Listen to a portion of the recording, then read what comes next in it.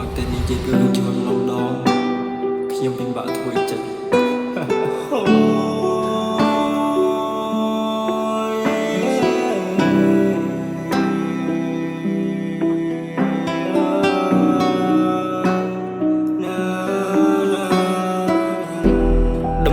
លើផ្លូវជីវិតកាន់ទៅមិនដូចគ្នាអ្នកខ្លះក៏កង់ក្តៅហើយមានអ្នកខ្លះក៏រងា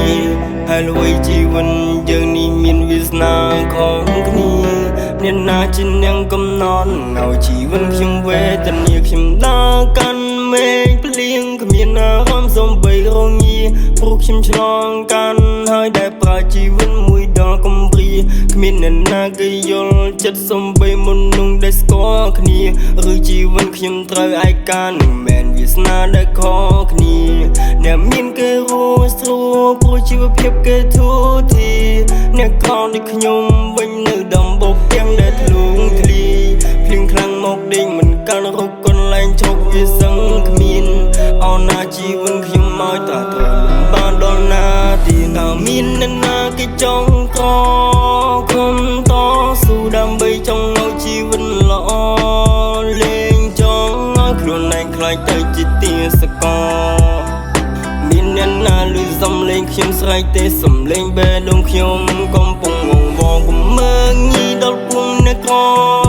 រួលលំបាជីវិតនន់ឃ្លានមួយម៉ាន់មួយកឬមួយខ្ញុំក៏ទៅអ្នកមើលឃើញថាមិនល្អឬមួយអ្នកមើលមុននោះសំបកក្រៅមើលមិនឃើញបេះដូងខ្ញុំកំពុងស្មោះសរ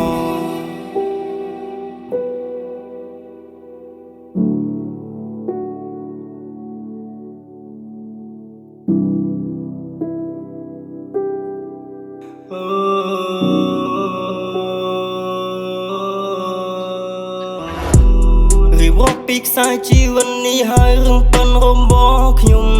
បើក៏គេមើងងាយណាគេថាគុំនិតមិនតន់ធំ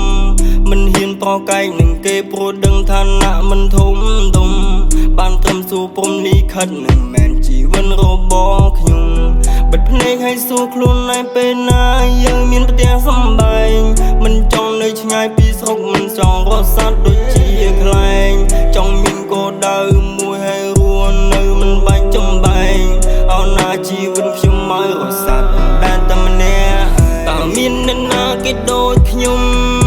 ចេញពីផ្ទះតាមចាប់ក្តីស្រមៃមួយដល់ធំ